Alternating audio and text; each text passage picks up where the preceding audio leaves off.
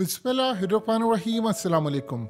पाकिस्तान के अंदर इस वक्त सूरत हाल इतनी ज़्यादा ख़राब है, भूचाल इस वक्त मचा हुआ है। स्टॉक मार्केट 800 से ज़ायद पॉइंट्स इस वक्त गिर गई है, यानी क्रैश कर गई है।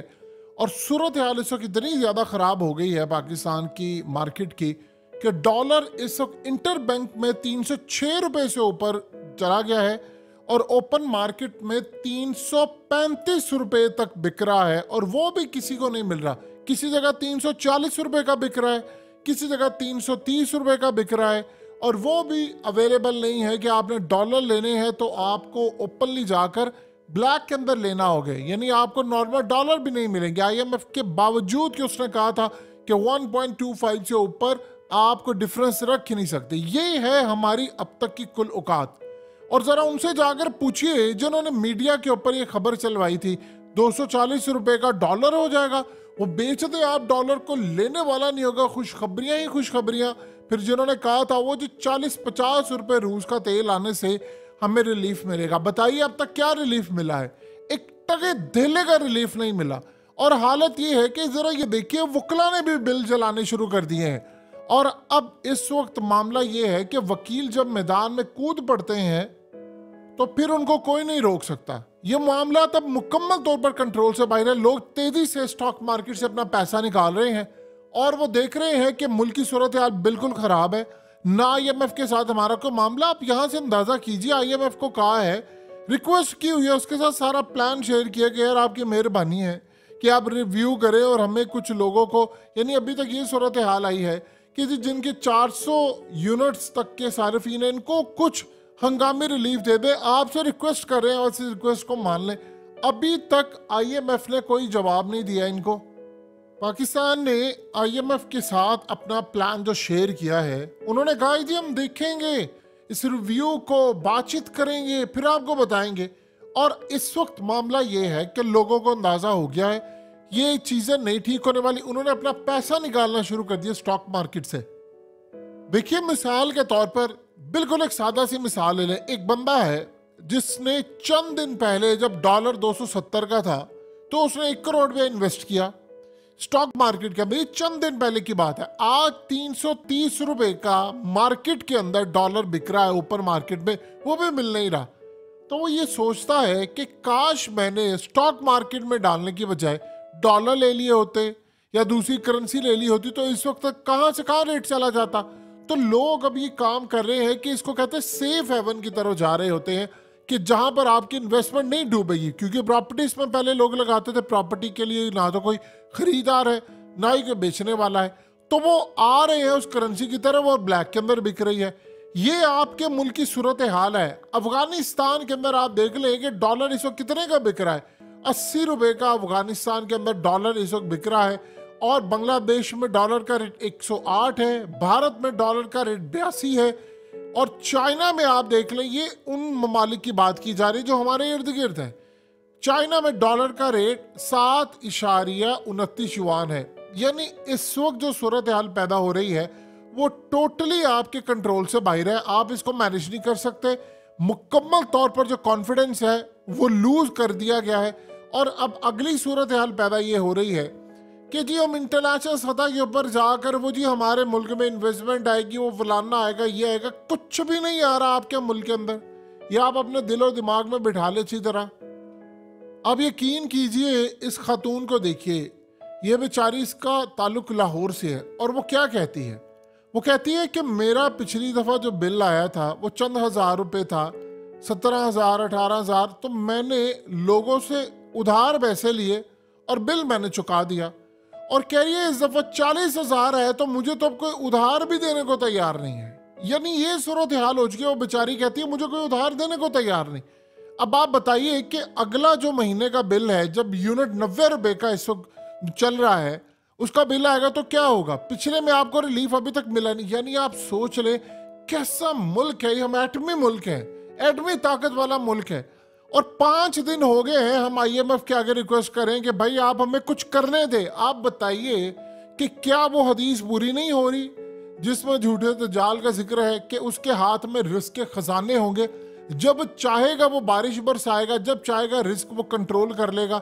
और वो आप देख रहे हैं कि इस वक्त क्या है, अगर आपने आईएमएफ से कर्ज ना लिया होता तो इस वक्त क्या होता कि आपके मुल्क में इन्वेस्टमेंट आ रही होती, आपके मुल्क में खुशहाली होती। अगर आप बिजली का रेट इसको कम करेंगे तो क्या होता है कि हम इंटरनेशनल मार्केट के अंदर जो हमारे जितने ताजिर है वो एक्सपोर्ट कर सकते हैं। अब आपका रेट इतना ज्यादा है कि आप यूरोप की मार्केटों में बेच नहीं सकते। उसकी सबसे बड़ी वजह क्या है? बिजली यहाँ पर इतनी महंगी हो गई है। तो जो हमारे पास ऑर्डर आता था वो सारे का सारा ऑर्डर जो भारत के पास जा रहा है वो अब जा रहा है बांग्लादेश के पास, वियतनाम जा रहा है, इंडोनेशिया जा रहा है। ये ममालिक अब ऑर्डर लेकर वो आगे उनको ऑर्डर दे रहे हैं। तो बताइए कि इस सारी सूरत हाल के अंदर आपका वो हदीस क्या ये पूरी नहीं हो रही कि रिस्क के खजाने अब किसके हाथ में आ गए? यानी उनके वो जो पूरा निजाम है अब आईएमएफ के हाथ में इस वक्त तमाम चीजें हैं। उन्होंने आपका कंट्रोल अगर वो रिलीज कर दे तो आपको तो वहां से ऑर्डर धड़ाधड़ मिलेंगे। अब वो नहीं कर रहे तो आपको ऑर्डर भी नहीं मिल रहे। आपके मुल्क के अंदर ना गाड़ियां बिक रही हैं, ना आपके मुल्क के अंदर बाइक बिक रही है, आपके मुल्क के अंदर पैसा सर्कुलेट नहीं हो रहा, कमाई खत्म हो रही है। तो बताइए अब आपको क्या वो हदीस पूरी होती नजर नहीं आ रही? ये असल में समझने वाली बात है। प्रॉब्लम यहां पर यह आ गया है कि आप पूरी तरह शिकंजा आप पर कस दिया गया है। और आप बड़ा हैरान होंगे इस बात को जानकर कि भारत के अंदर अगर किसी महंगाई की बात होती है तो वो कहते हैं कि आप शुक्र अदा करो कि आप इस वक्त स्वर्ग में हो, यानी जन्नत में हो। वो कहते हैं जाकर जरा नर्क का हाल देखो, यानी दोज़ख का हाल देखना तो पाकिस्तान को देख लो। कहते वो बिल्कुल ठीक है। अब आप सोचिए जरा, उनके यहाँ 82 रुपए का डॉलर है, आपके मुल्क में ओपन मार्केट में 335 रुपए का है। आपको शर्म नहीं आती कि आपने इस लेवल पर पहुंचा दिया है? और डॉलर अब याद रखिएगा वो मुकम्मल कंट्रोल से बाहर हो रहा है और ये गालिबन छलांग लगा रहा है 400 की जानिब। ओपन मार्केट में 335 का हो गया।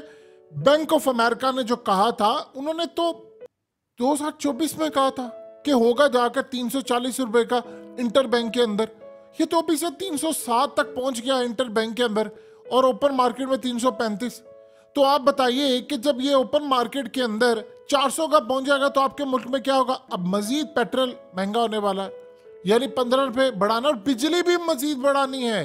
वो आईएमएफ ने आपके साथ डील की हुई है, आपने उनको जुबान दी है। बड़े जो ममालिक हैं उनको गारंटी के तौर पर आपने रखा हुआ है। तो बताइए कि सारी सूरत हाल के अंदर आप कहां पर खड़े हैं? आपकी स्ट्रेटजी क्या है? आपकी कैपेसिटी क्या है? आपने करना क्या है? कोई है आपके पास कोई मैकेनिज्म, कोई प्लान है आपके पास? सिवाय लोगों की गर्दनें इस वक्त पकड़ी हुई हैं, कोई मैकेनिज्म नहीं है आपके पास, कोई प्लान नहीं है। लोग इस वक्त पूरे घर में दो ही चीजें होती हैं, या लड़ाइयां होती हैं महंगाई की इस वजह से, या महंगाई पर बात। आप किसी बंदे को जाकर मुलाकात करें, अब एक ही बात करेंगे, यार महंगाई बढ़ी है, मेरा बिल आ गया, तेरा कितना आया, यार मैं इधर नहीं जा सकता, यार मेरा काम नहीं है, फलाना नहीं। ये बातें होती है। मसाजिद में लोग जाते हैं, उलमाए किराम से कह रहे हैं कि खुदा का वास्ता आप दुआएं करें। वो कह रहे हैं कि भाई हम खुद दुआएं करें, हमारे जो मदारिस हैं उनमें चंदे देने लोगों ने बंद कर दिया, लोगों के हालात खराब है। ज़कात देने वालों को अब ज़कात लग रही है। ऐसे ऐसे लोग जो मदारिस में ज़कात भी देते थे, उन्होंने जा जाकर उलमाए किराम से कहा है कि अगर कोई पैसे हो तो हमें दीजिएगा, हमारे बिल इस वक्त जाए। लोग इस वक्त इतना जहनी मरीज हो चुके हैं, इतने वो पागल हो चुके हैं कि उनको समझ नहीं आ रही कि हमें करना क्या है। लोगों के घरों में लड़ाइयाँ हैं, नाचाकियाँ हैं, सड़कों पर अगर किसी ने किसी के सामने ओवरटेक कर लिया है तो उसका दिल करता मैं इसको छोड़ू ना, आज इसकी गाड़ी तोड़ दूँ। इस लेवल तक मामला पहुंच गया है। ये इतना गुस्सा, इतनी फ्रस्ट्रेशन है, ये कहीं ना कहीं तो जाकर निकलनी है। तो आप बताएं ना कि सारी सूरत हाल में देखिए, आप एक कमरे के अंदर एक बिल्ली को कैद कर देंगे, सारे रास्ते बंद कर देंगे तो वो आप पर झपट उठेगी। इसीलिए एक रोशनदान और एक जगह छोड़नी पड़ती है जहां से वो जा सके। तो हमने क्या किया, हमने सारे का सारा लोगों को बंद कर दिया है और उनकी गुंजाइश नहीं। आपकी जिंदगी, आपके सर्वाइवल करने के चांसेस जानते हैं कितने हैं? पाकिस्तानियों के डूबने के चांसेस 90% और बचने के चांसेस 10% रह गए हैं। ये कभी इस तरह की रेशो नहीं हुई थी, हमेशा 5-10%, 20%, 25% मैक्सिमम। यानी आपके 80-90% लोग जो है वो सरवाइव ही नहीं कर पाएंगे। सर्वाइवल की आपकी जंग है। अल्लाह का खौफ करे। इस वक्त जो सूरत हाल पैदा हो गई है वो बता रही है कि हम मुकम्मल तौर पर जमीन में धंसने जा रहे हैं और शायद अब हमें कोई नहीं बचा सकता इस पूरे सिनेरियो में।